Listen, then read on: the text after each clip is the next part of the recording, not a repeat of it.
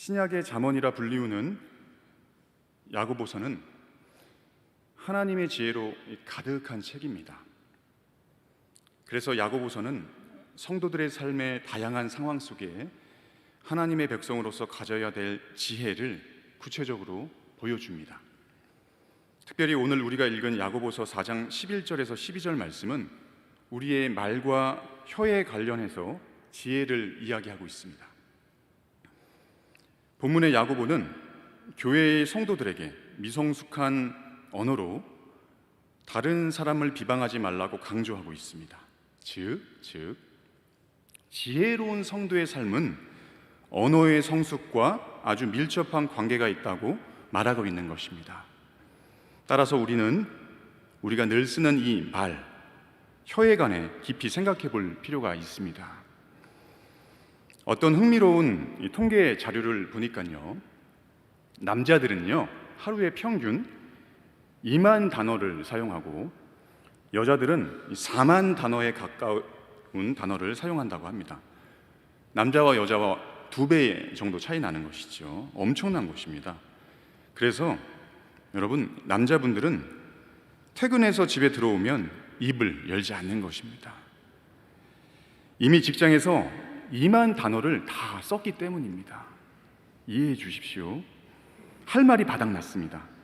그러나 중요한 것은요, 여성분들은 저녁쯤 되어서도 아직 2만 단어가 남아 있습니다.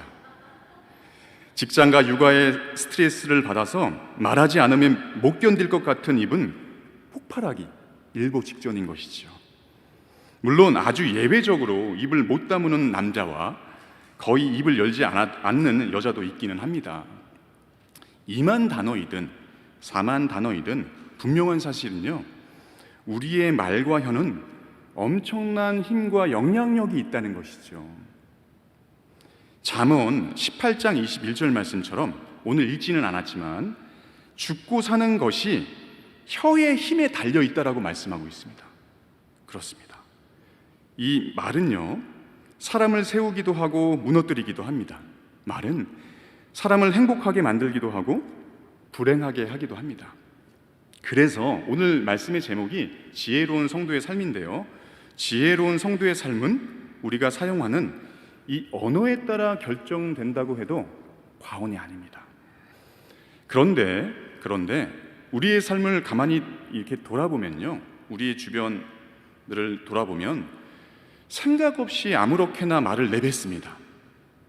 그 사용하는 말을 자세히 들어보면 언어들이요 심각하게 망가져 있습니다.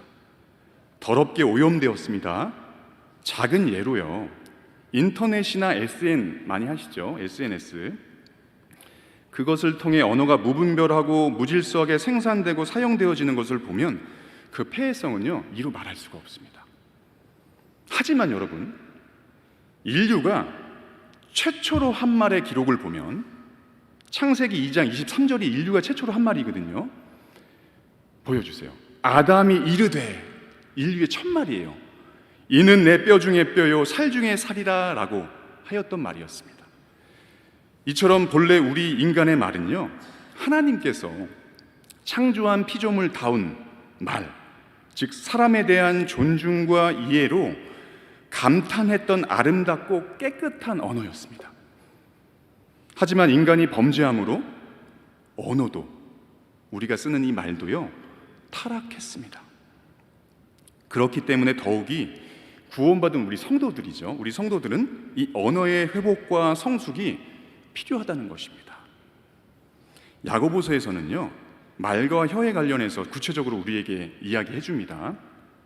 야고보서, 오늘 읽진 않았지만 야고보서 오늘 읽은 본문의 앞장에 보시면 3장 2절과 8절에서 10절까지 말씀을 함께 다 같이 읽어보겠습니다. 보여주시고 시작. 우리가 다 실수가 만일 말에 실수가 없는 자라면 곧 온전한 사람이라 능히 온 몸도 굴레에 씌우리라. 또 이어서요, 혀는 능히 길들일 사람이 없나니 쉬는 죽이는 독이 가득한 것이라. 이것으로 우리가 주 아버지를 찬송하고 또 이것으로 하나님의 형상대로 지음을 받은 사람을 저주하나니 한 입에서 찬송과 저주가 나오는도다. 내 형제들아 이것이 마땅하지 아니하니라. 아멘. 말에 실수가 없는 자라면 곧 온전한 사람이다라고 3장 2절의 말씀이 나타나고 있는데요. 이 구절의 의미는요, 말에 실수가 없는 퍼펙트한 사람은 없다는 것입니다, 여러분. 그래서 말을 쓸 때는 더욱더 조심해야 한다라고 지금 권면하고 있는 것입니다. 뿐만 아니라 이어서 8절에서 9절, 10절 말씀에 보시면 야고보는요, 혀를 컨트롤할 수 있는 사람은 없다고 말합니다. 그래서 혀는 뭐라고 이야기합니까? 쉬지 않은 악이요 죽이는 독이 가득하다라고 말씀하고 있습니다. 놀랍게도요, 여러분, 저는 말씀을 준비하면서 이 야고보서 이 부분을 보면서 제 자신을 돌이켜보면서 그렇구나, 맞다, 이렇게 좀 깨닫는 말씀이었는데요. 9절 말씀 보십시오. 놀랍게도 같은 입에서요, 하나님을 찬송하기도 하고 때론 사람을 저주하기도 한다는 것입니다. 이 말씀이 우리의 연약한 실존을 적나라하게 보여주고 있지는 않은지요. 사랑하는 성도 여러분, 저는 제 자신과 여러분에게 묻고 싶습니다. 내 주변에 있는 사람들에게 요즘 최근에 어떤 말을 담고 살아가고 계시는지요. 어느 책에서 이런 글을 본 적이 있습니다. 우리의 사지 백체가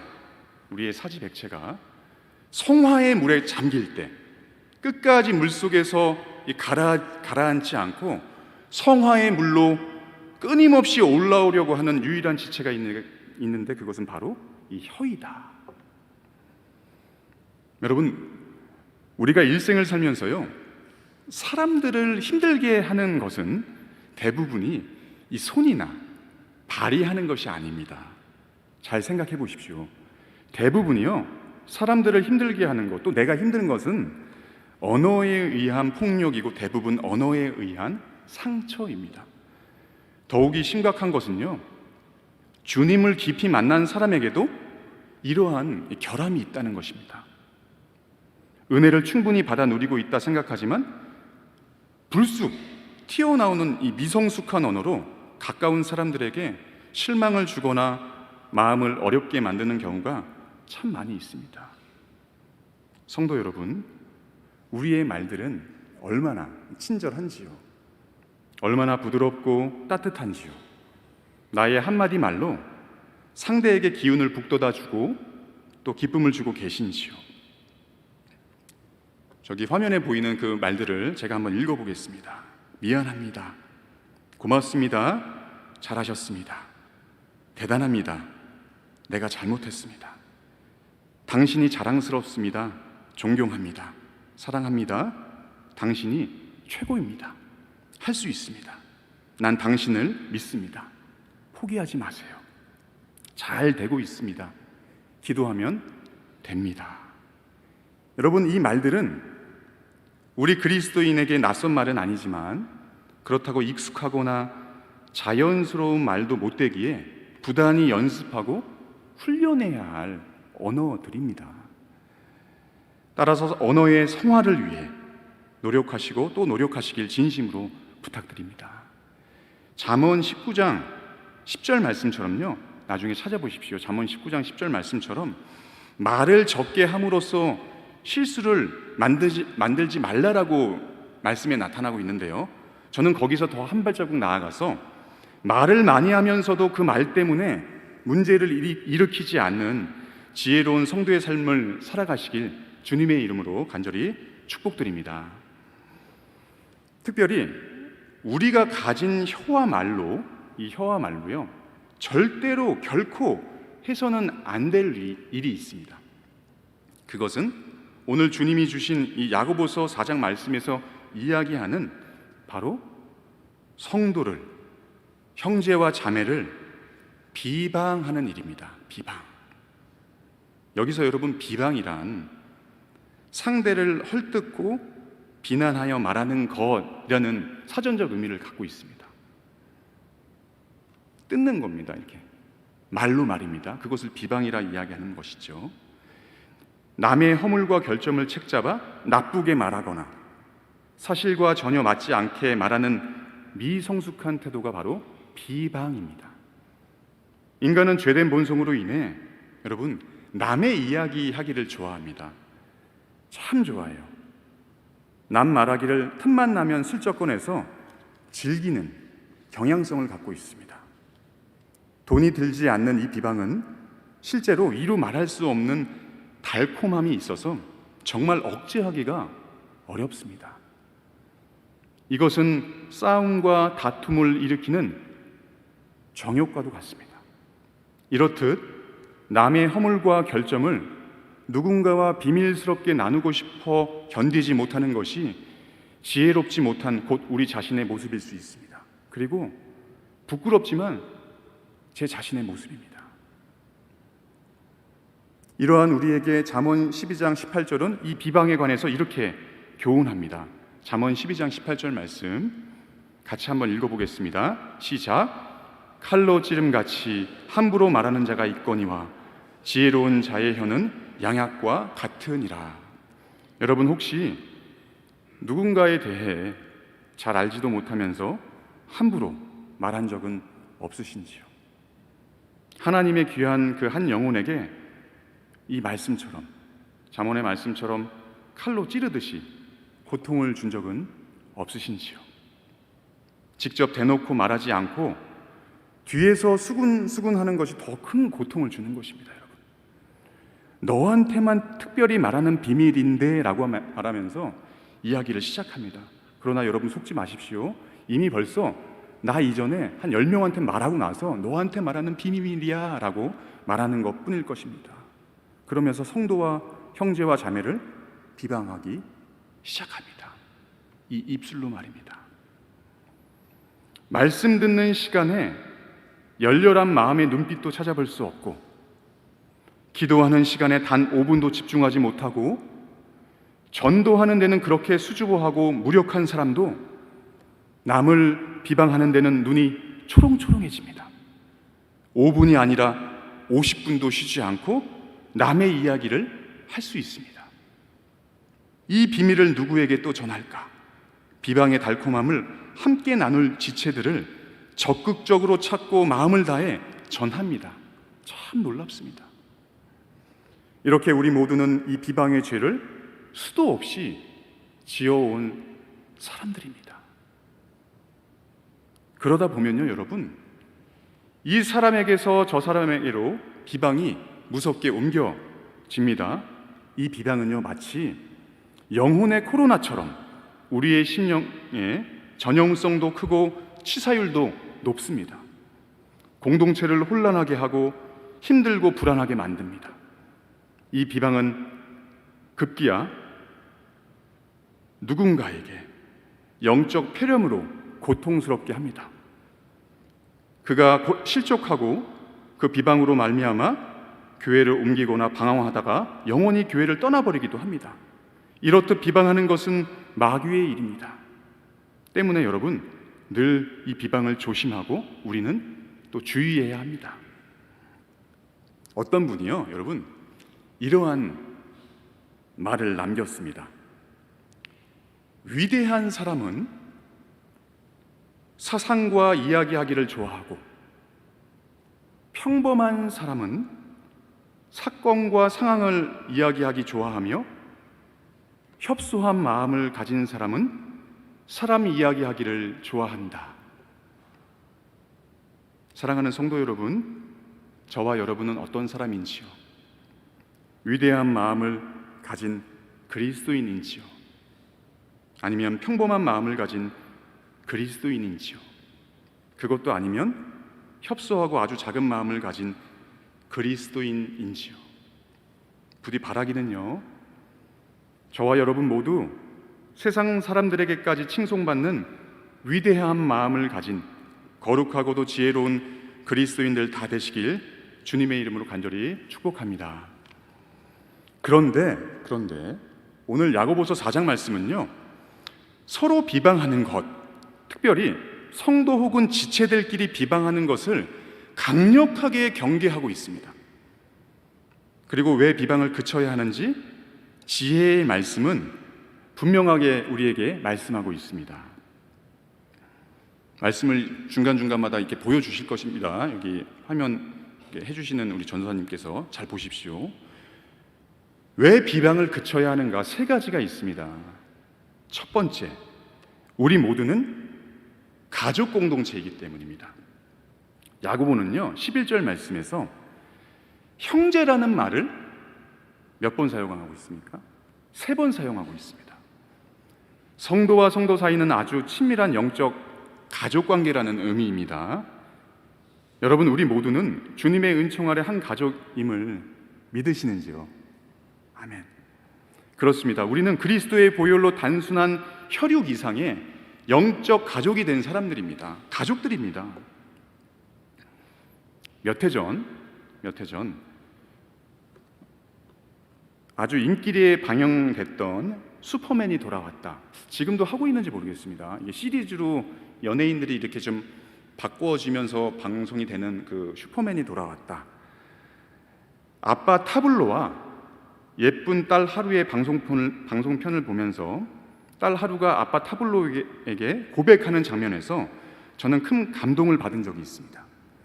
그것은 딸이 아빠와 대화하면서 가족이 무엇인지 얘기하는데 4살 먹은 그 어린 아이의 고백이라 믿겨지지 않았기 때문입니다. 방에서 아빠와 놀던 딸 하루가 무언가 열심히 아빠와 만듭니다. 그리고 아빠 타블로에게 그 만든 것, 이렇게 요리를 해서 만들었나 봐요. 그것을 건네면서 이렇게 아빠와 딸의 이야기가 시작이 됩니다. 제가 읽어보겠습니다. 한번 보십시오. 아빠, 아프니까 먹어. 와, 이게 뭔데? 사탕.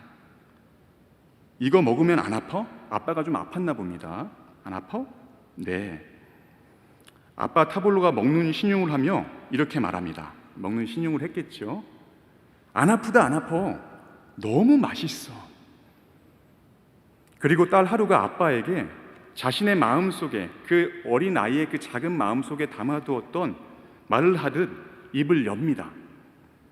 있지, 거짓말이 아니라 아빠는 안 무서운 친구야. 알았지? 아빠가, 타블로가 뜻밖의 딸 아이의 고백에 감동받은 표정으로 말을 합니다. 고마워 하루거든요, 이름이요. 그리고 또 딸 하루가 아빠 타블로에게 얘기합니다. 가족은 너무 예쁜 거야. 가족은 너무 예쁜 사람이야. 그래서 예쁜 사람이 가족을 너무 좋아해. 딸들을 가진 아빠들이 부러워지는 순간이었습니다. 이렇게 아들들이랑 놀 때는 이렇게 놀지 않거든요. 그냥 몸으로 놀아주면 됩니다. 그런데 이렇게 예쁜 고백을 한 거예요. 저는 오래전 그 방송을 보면서 계속 하나님께서 제 마음에 딸 아이의 그 어린 아이의 그 대화 속에서 하나님께서 제게 이렇게 말씀하시는 것 같았습니다. 교회는 너무 예쁜 거야. 교회 성도들은 너무 예쁜 사람이야. 그래서 예쁜 성도가 교회를 너무 좋아해. 사랑하는 성도 여러분, 우리에게 그 어느 때보다 절실하게 필요한 것은 이 가족 공동체 의식입니다. 이것은 너와 내가, 우리가 하나라는 한몸 의식이기도 합니다. 이 한몸 의식만이 다른 사람을 깎아내리지 않습니다. 적대하는 마음을 버릴 수 있습니다. 누군가의 실수와 잘못을 뒤에서 수군대거나 말을 옮기지 않습니다. 비방하지 않습니다. 그것은 자기 얼굴에 침을 뱉는 것과 같기 때문입니다. 사랑하는 가족들과는 그렇지 않지 않습니까? 하지만 비방 속에는 정말 무서운 사람의 마음이 감추어져 있습니다. 난 너하고 달라 하면서 자신을 상대와 상관없는 사람인 것처럼 생각하는 경향이 있습니다. 이것은 한몸 의식이 아닙니다.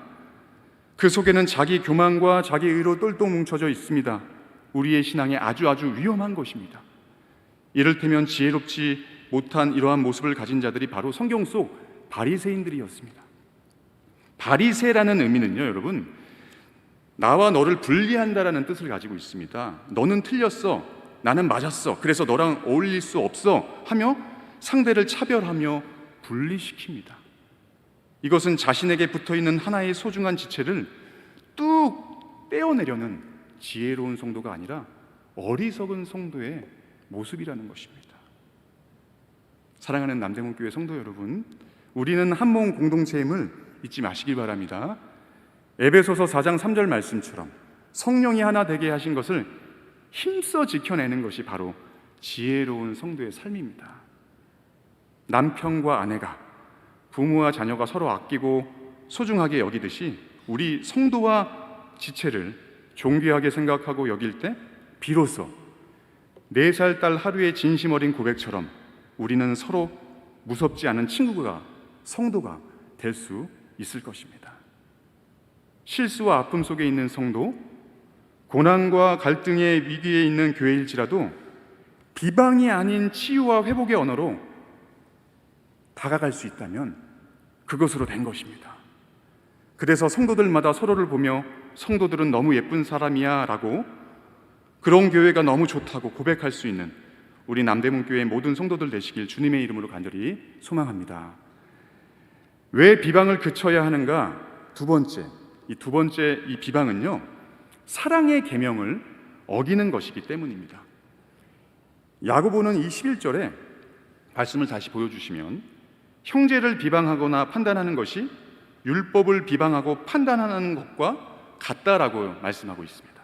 이 의미가 무엇인지 알기 위해서 율법의 가치가 어디에 있는지 이해를 해야 합니다.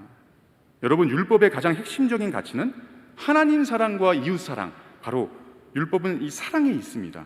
사랑이야말로 최고의 법이고 율법의 완성이죠.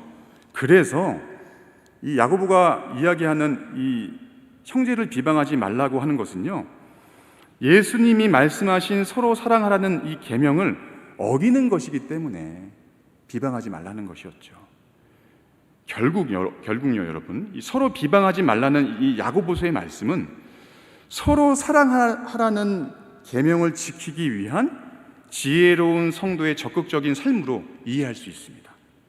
따라서 우리의 말과 혀는 어디를 향해 있어야 하는가? 사랑을 향해 있어야 한다는 것이죠. 서로 사랑해야 합니다. 즉, 여러분, 이 비방의 힘을 꺾을 수 있는 힘은요, 영향력은 서로 사랑함에 있습니다. 여러분, 서로 사랑하시길 바랍니다. 사랑하면 비방하기보다 그의 허다한 죄를 덮어줍니다.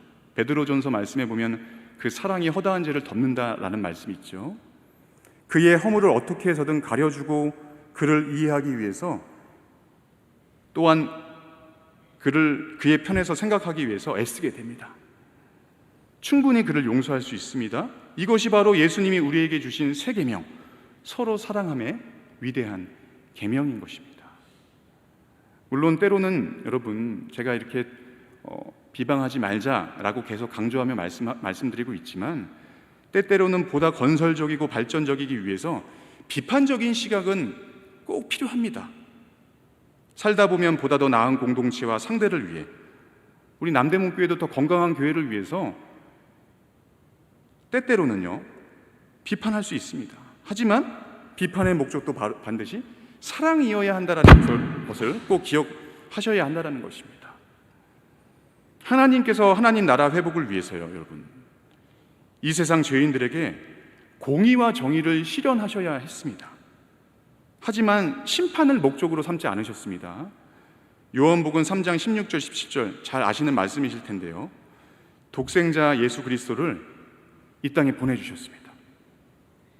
우리를 멸망하지 않게 하시기 위해서 예수 그리스도를 통하여서 영생을 주셨습니다. 심판하지 않으시고 구원받게 해주셨습니다. 이 모든 것이 가능했던 것은 하나님께서 세상을 이처럼 사랑하셨기 때문이라는 사실을 잊지 마시기 바랍니다. 저와 여러분은 모두 이 사랑에 은혜 입은 자들입니다. 누군가를 비방하고 싶은 나의 자아가 시퍼렇게 살아 꿈틀댈 때마다 예수 십자가를 묵상하시길 바랍니다. 이 방법밖에 없는 것 같습니다. 그런데 여러분, 서로 사랑하시되 베드로전서 1장 22절 말씀처럼 마음으로 뜨겁게 사랑해야 합니다. 여기서 뜨겁게라는 원어의 의미는 좀 더 깊게 상대방의 입장을 헤아려 보는 것을 의미합니다.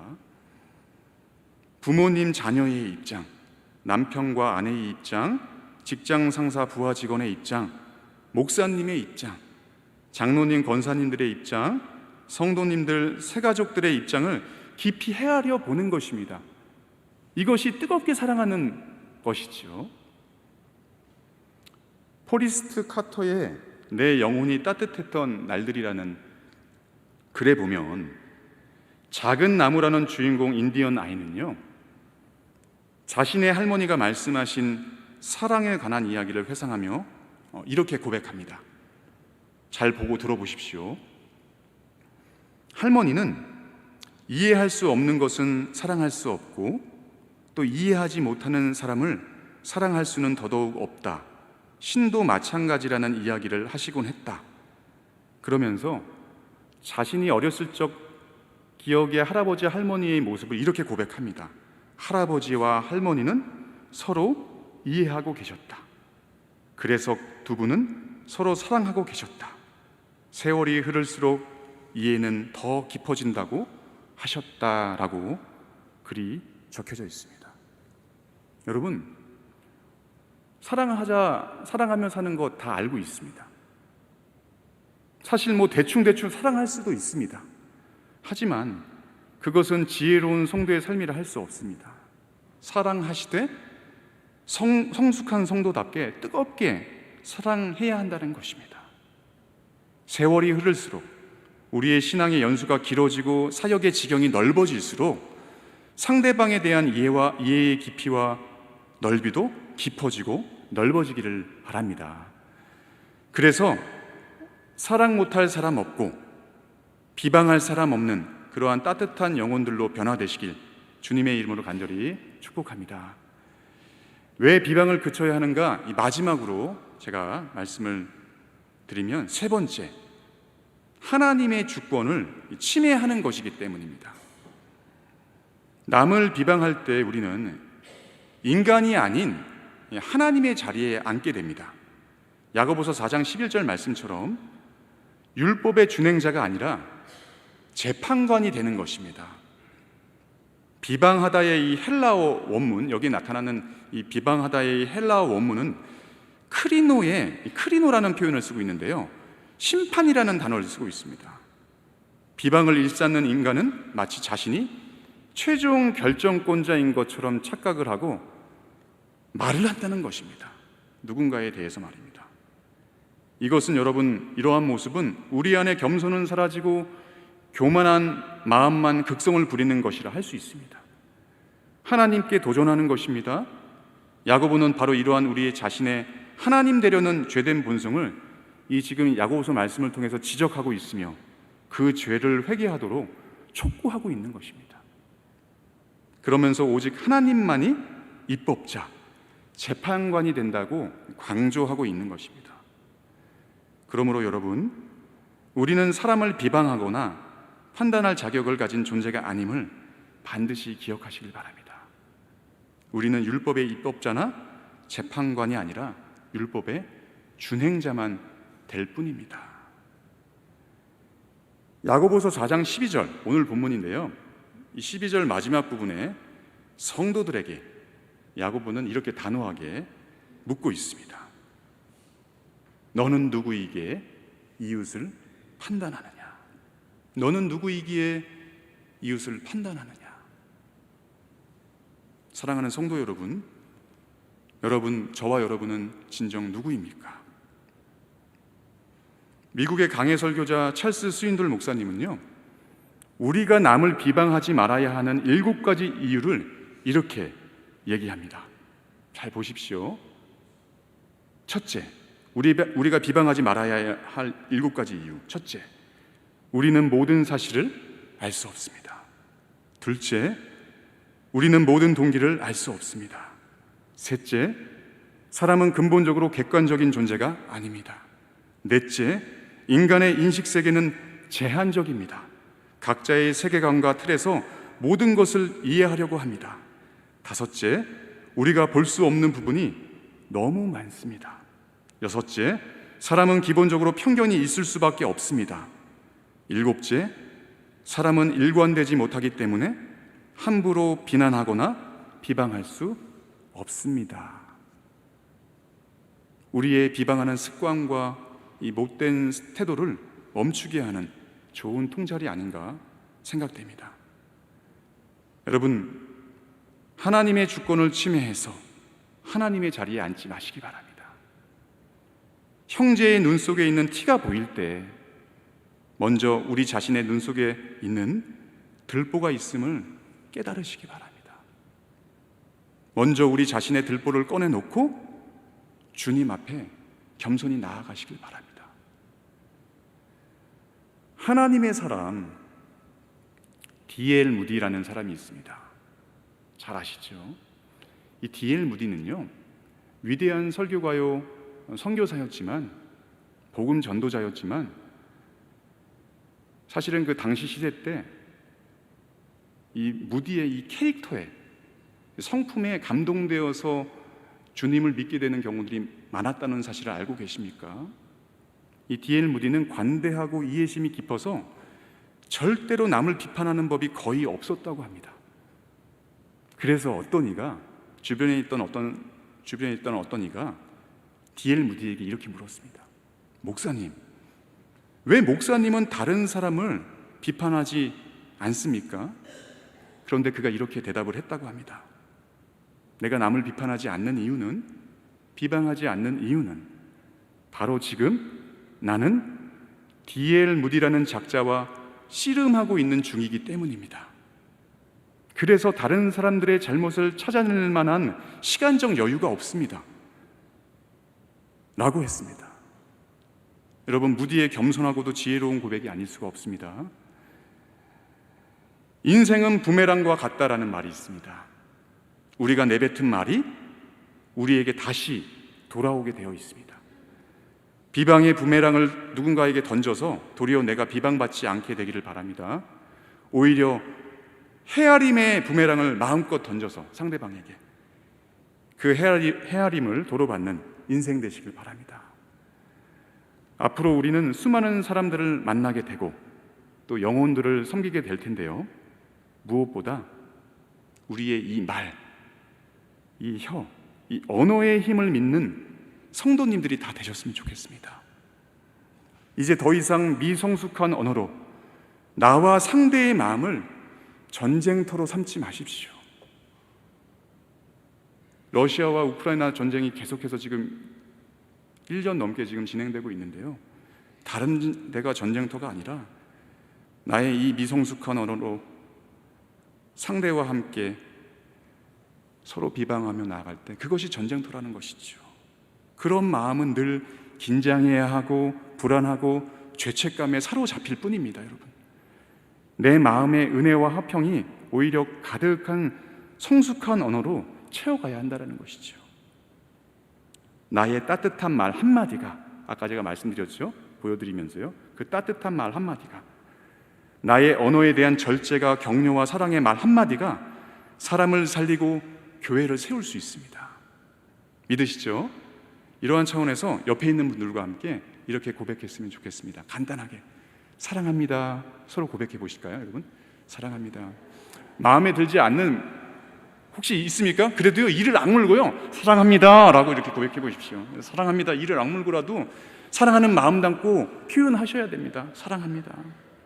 그 따뜻한 말 한마디가 사람을 살리고 교회를 세울 수 있다는 것이죠.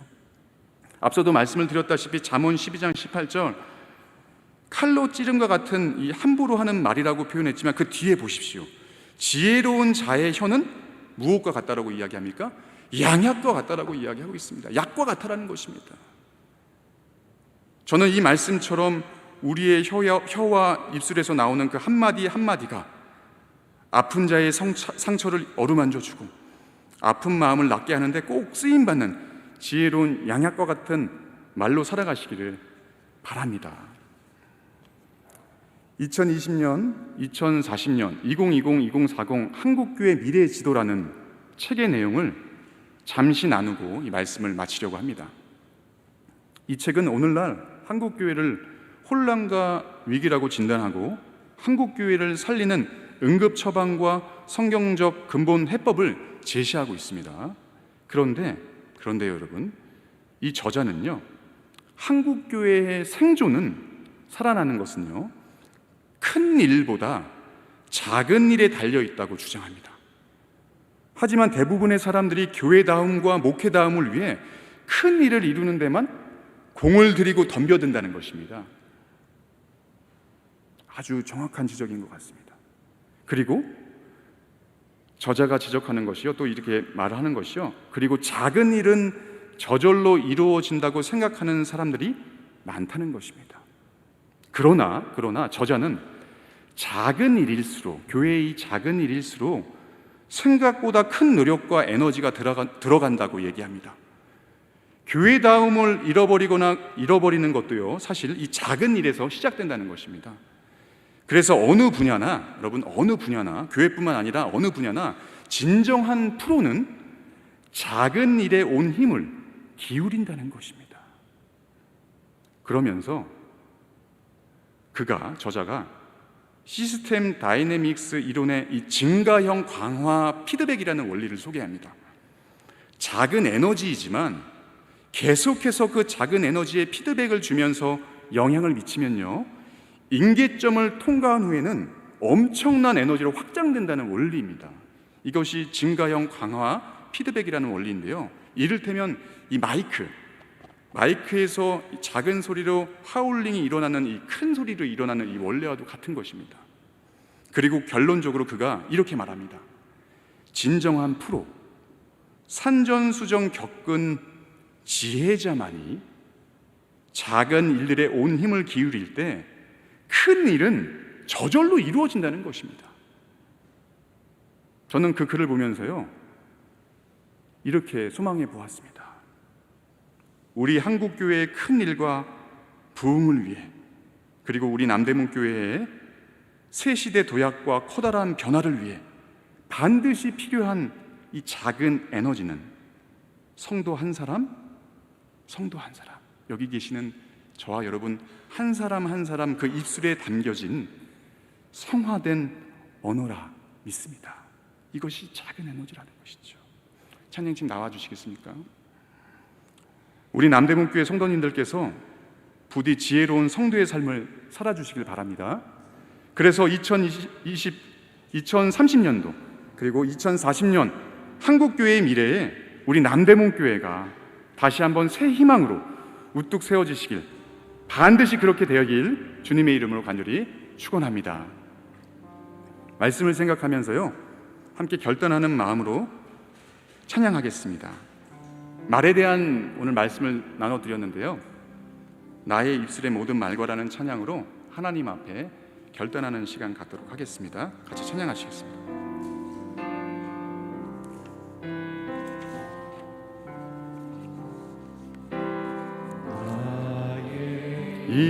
입술의 모든 말과 나의 마음의 묵상이 주께 연락되기를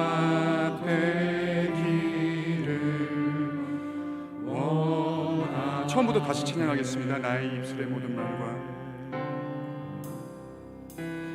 나의 입술의 모든 말과 나의 마음의 묵상이 주께 연락되기를 원하네. 생명이 되신 주,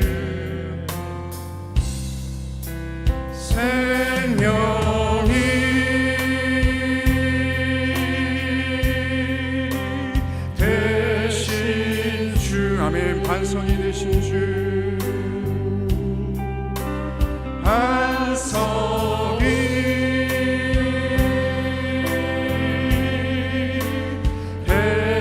되신 주, 소망이 되신 주, 소망이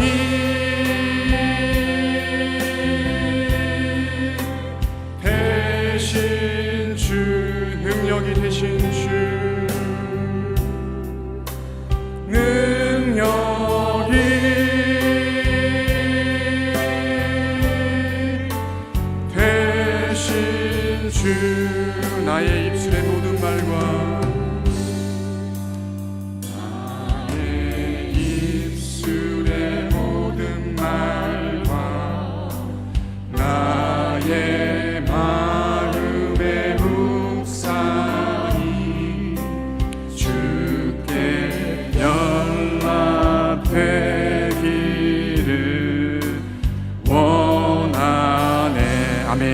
말씀을 생각하며 함께 기도하는 시간 갖도록 하겠습니다. 주여, 지혜로운 성도의 삶을 살게 하여 주시옵소서. 우리의 입술을 성결케 하여 주시옵소서. 우리의 말을 주장하여 주시옵소서. 그리하여 나의 입술의 모든 말과 나의 마음의 묵상을 주께 드리오니 연락하여 주시옵소서. 그리하여 우리의 입술과 말들이 누군가를 살리고 또 누군가에게 소망이 되며 우리의 성화된 언어가 우리 남대문 교회를 든든히 세워가게 하여 주시옵소서. 그렇게 될 줄 믿습니다. 주여 함께하여 주시옵소서. 말씀을 생각하며 함께 간절한 마음 담아 기도하시겠습니다. 살아계신 주님 감사합니다. 오늘 이 시간 가운데 우리에게 야고보서의 말씀을 통하여서 도전하여 주시고 또 깨닫게 하여 주시는 감사합니다. 이 말씀을 통하여 우리의 심령 가운데 새로운 변화되는 이 마음의 심령의 놀라운 은혜의 변화들이 있게 하여 주시옵소서. 우리 입술을 주장하여 주시옵소서. 날마다 주님 앞에 지혜로운 성도의 삶을 살아갈 수 있도록 하나님 우리를 붙들어 주시옵소서. 우리 입술을 성격케 하여 주실 줄 믿습니다. 우리의 말을 주장하여 주시옵소서. 그래서 우리의 말씀 말감을 주님 앞에 아버지 아름답게 아버지 성화되어져 갈 수 있게 도와주시고 누군가를 세우며 누군가를 살리며 하나님 앞에 아버지 소망을 세워가며 소망을 앞에 주는 아버지 귀한 사랑의 있음을 할 수 있게 도와주시옵소서. 우리의 성화된 언어가 하나님 이 먹는 교회를 든든히 세울 줄 믿습니다. 하나님 우리 입술을 주장하여 주시옵소서.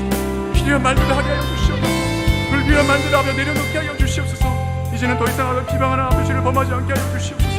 상대 아버지 그 어려운 마음들을 아버지 저희들이 아버지 다시 한번 덮고 이해할 수 있는 아버지 시대 공동체가 될 수 있게 도와주시옵소서. 가족 공동체 의식들이 회복될 수 있게 도와주시옵소서. 우리가 아버지 심판자 나가는 일을 하게 하여 주시며 율법자가 되어지지 않게 하시며 하나님 율법을 준행하는 준행자가 될 수 있게 하여 주시며 말씀을 순종하는 우리의 공동체임을 믿습니다. 하나님 앞에 아버지 다시 한번 이 말씀을 배워주시게 도와주시옵소서. 그래서 아버지 이 모든 순간마다 우리와 함께 하시는 성령의 아버지 함께하는 함께하는 우리 이전들과 아버지 성령의 놀라운 일들이 아버지 다시 도와주시옵소서.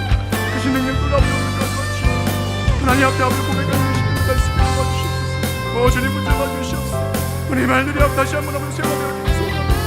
우리 연약한 아버지 육신령을 아버지 다시 한번 아버지 그리스도의 공동체를 보내주시옵소서. 성령으로 놀라운 아버지 뜨거운 아버지 하나님을 찬양하고 하나님을 높이는 일들이 되게 도와주시옵소서. 아버지 믿습니다. 우리를 불쌍히 여겨주시옵소서. 하나님 비방으로 인하여 깨지고 상한 아버지 심령들이 아버지 관계들이 있다면 이 시간 가운데 아버지 간절히 속을 한마디 회복시켜 주시옵소서. 하나님 하나 되게 하여 주시옵소서. 놀라운 주님의 십자가 사랑을 붙들고 나아갈 수 있게 도와주시옵소서.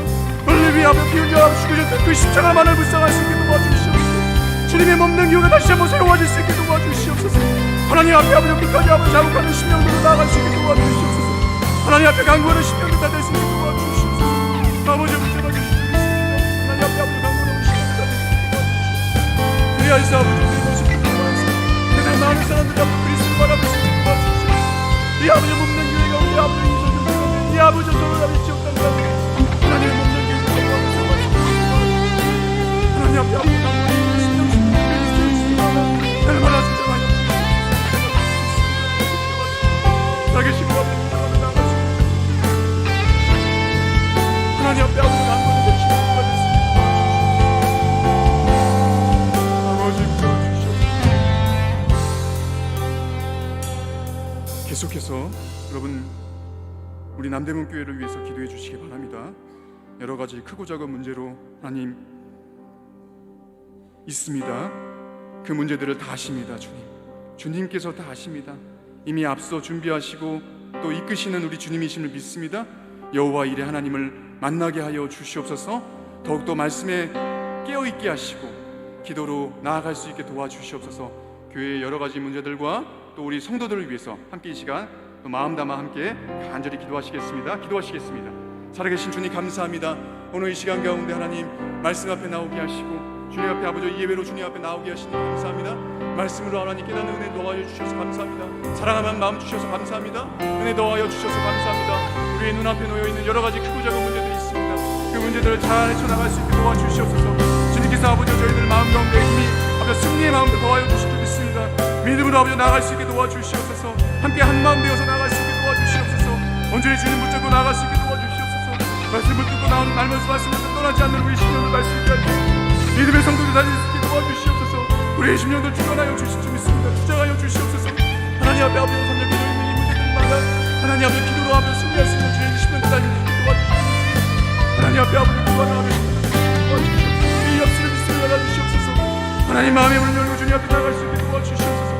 살아계심을 아버지 복도할 수 있게 도와주시옵소서. 하나님의 음성을 듣게 하여 주시옵소서.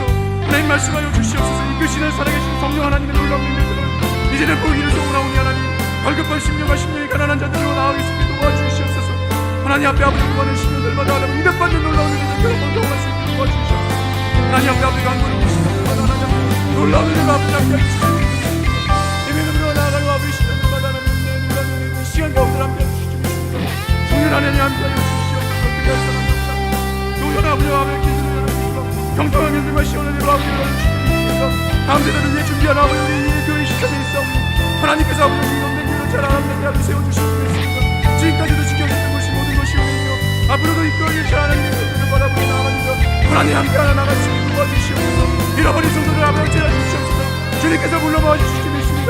우리 사람의 힘으로 할 수 없는 것을 하나님 앞에 아버지 우리 모든 힘을 주님 앞에 아버지 도와주시옵소서. 함께 하여 주님 하며 감사합니다. 온전히 깨닫고 나아갈 수 있게 도와주시옵소서. 하나님 앞에 아버지 우리 심령도 잡고 갈 수 있게 도와주시옵소서. 말씀 앞에 아버지 회개하며 잡고가는 우리 심령도 낼 수 있게 도와주시옵소서. 끝까지 주님 아버지 붙잡고 나갈 수 있게 도와주시옵소서. 예수 십자가 보혈을 통한 아버지 이 교회 가운데 아버지 늘어날 수 있게 도와주시옵소서. 붙잡아 주시옵소서. 주님 붙잡아 주시옵소서. 간절한 마음도 나아갈 수 있게 도와주시옵소서. 성도 한사랑한 사람들끼리 좀 남겨주시고 가정마다 아버지 주님 앞에 아버지 우리 하나님 앞에 구원구하며 나아갈 수 있도록 아버지 그 가정도 붙잡아 주시고 특별히 아버지 주님의 연락하버리는 애하여 어려움 당하는 아버지 주제도 성도를 없도록 도와주시옵소서. 그들을 외동도 기도할 수 있는 우리 시간을 도와주시옵소서. 하나님 붙잡아 주시옵소서. 하나님 놀라운 하나님을 도와주시옵소서. 하나님 마지막으로 함께 기도하겠습니다. 자신을 위해서 기도하십시오. 특별히 우리 가족들을 위해서도 기도하십시오. 자신에게 놓여져 있는 문제들, 풀어야 할 문제들 많이 있을 것입니다. 간절한 기도 제목들 주님 앞에 이 시간 조용히 간절한 마음 담아 아뢰는 시간 되었으면 좋겠습니다. 기도하시겠습니다. 살아계신 주님 감사합니다. 오늘도 주님 앞에 나와 우리의 기도 제목들을 아뢰입니다. 하나님 우리의 형편과 상황들 다 아시죠? 다 아십니다 주님. 우리의 눈물과 아픔들을 아시죠 주님. 다 아십니다. 우리의 상처와 그 아픈 아버지 풀어진 그 관계들을 아시죠. 다 아십니다 주님. 나의 아버지 이신 눈앞에 놓여져 있는 그 큰 문제들 아시죠. 남에게 말 못한 아버지 그 문제들 아시죠. 주님 아십니다. 하나님 아십니다. 주님 아십니다. 주님 이 시간 가운데 우리 심령들 다 내려놓을 수 있게 도와주시옵소서. 오직 주님만 붙들고 나아갈 수 있게 도와주시옵소서. 은혜만 붙잡고 나아갑니다 주여. 은혜를 베풀어 주시옵소서. 이 시간 심령들마다 아버지 간구할 때 주님 앞에 주님의 귀한 음성 듣게 하여 주시고 하나님께 응답받는 놀라운 은혜를 경험하게 도와주시옵소서. 주여 함께하여 주시옵소서. 우리의 간구 가운데 응답하여 주시옵소서. 하나님 아버지 구식하신 눈앞에 손을 받는 우리를 위해 아버지 인자신 하나님의 지키신 손을 보시게 도와주시옵소서. 오지 않는 아버지 우리 인생 너머의 그 너머는 하나님의 세계들을 바라볼 수 있게 도와주시옵소서. 주여 함께하여 주시옵소서. 주여 은혜를 베풀어 주시옵소서. 날마다 아버지 우리 일상하다 쓰러지는 그 순간마다 함께하여 주시고 성령이 동행하여 주실 줄 믿습니다. 성령이 함께하여 주심을 믿습니다. 우리에게 힘주실 줄 믿습니다. 우리가 낭망하고 쓰러질 때마다 절망이 찾아올 때마다 우리에게 힘주실 줄 믿습니다. 위로하여 주실 줄 믿습니다. 하나님 우리가 주님 앞에 아뢰지 못하는 어려운 상황 속에서 주의 친히 우리를 위하여 아주 간구하시는 말할 수 없는 단식으로 간구하시는 성령 하나님의 놀라운 능력들을 믿습니다. 이 시간 가운데 아버지 힘들어 지쳐 낭망한 그 지체들 성도들을 위해서 말할 수 없는 단식으로 간구하여 주시옵소서. 주여 간구하여 주시옵소서. 성령님 이 시간 가운데 홀로 작정하여 주시옵소서. 그 성도들을 친히 간구하여 주시옵소서. 주여 말씀하여 주시옵소서. 우리가 지혜가 모자라 사람이 어떻게 분별하고 선택해야 될지 모르겠습니다. 그 막막한 상황 가운데 우리가 어떻게 선택해야 될지 모르겠습니다. 결정하게 하여 주시옵소서. 선택하게 하여 주시옵소서. 주의 방법을 알려 주시옵소서. 지혜를 도와여 주시옵소서. 주님 말씀하여 주실 줄 믿습니다. 하나님께서 놀라운 그 은혜들로 하나님 이끌어 주실 줄 믿습니다. 우리를 인도하여 주실 줄 믿습니다. 하나님 함께하여 주실 줄 믿습니다. 놀라운 은혜 가운데 하나님과 우리와 함께하여 주실 줄 믿습니다. 하나님 가정 가운데 아픈 것을 보겠습니까? 주님께서 하십니다. 주님 해결하여 주시옵소서. 오랫동안 앞에 묵혀져 있는 그 문제들이 아버지 해결되어지길 소원합니다. 간절한 마음 담은 시간 가운데 위의 마음과 아버지 입술을 열어 한마디 고백할 때 하나님 앞에 아버지 우리가 응답받고 주님 앞에 위로받는 시간 될 수 있게 도와주시옵소서. 주의 시간 가운데 각자의 마음을 기도 제목들 하나님 이 기도 제목들이 하나님께서 끝나는 것이 되지 않게 하시고 잘못 향해 나아갔을 때 우리 삶의 기도 제목들 될 수 있게 도와주시옵소서. 우리의 입술 가운데 아버지 기도가 끊어지지 않게 도와주시옵소서. 우리의 마음 가운데 아버지 말씀이 떠나지 않게 하여 주시옵소서. 끝까지 문을 못들고 나아갈 수 있도록 도와주시옵소서. 하나님 간구하며 나아갑니다. 우리와 함께 해주시옵소서. 주님 믿습니다.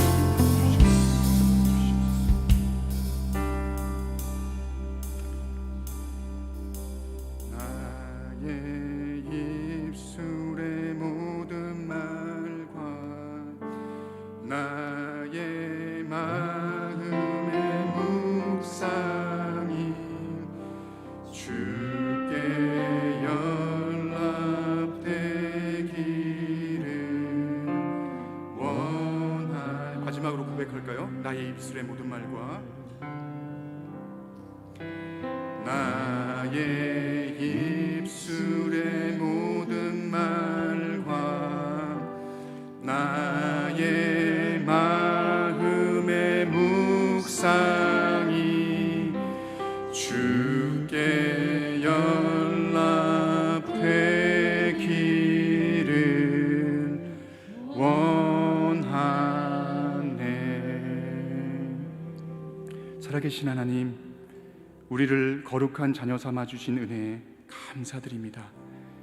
주님의 귀한 종들 모두 지혜가 충만하여 예수님처럼 하나님과 사람에게 사랑받는 인생들 다 되게 하여 주옵소서. 우리의 말과 혀를 변화시켜 주실 줄 믿습니다. 우리의 언어가 성숙되게 도와주시옵소서. 더 이상 서로 비방의 죄를 범하지 않게 하시고 우리의 마음과 입술을 주장하여 주시옵소서. 성도들 모두가, 사랑하는 남대문교회 성도들 모두가 한 몸 의식을 갖고 서로 사랑하며 낮은 자의 자리로 내려가게 하여 주옵소서. 주님, 우리 한국교회를 지키시고 우리 남대문교회를 다시 일으켜 세워주실 줄 믿습니다.